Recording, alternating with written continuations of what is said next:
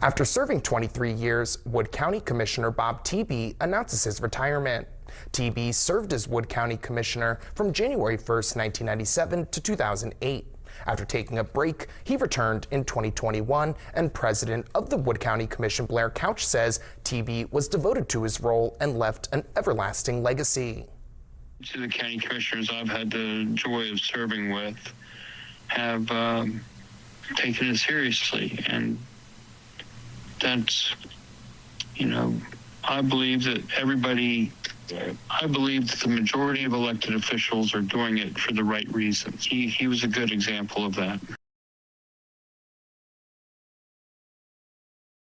He is 91 years old and says he still has much he wants to do in life.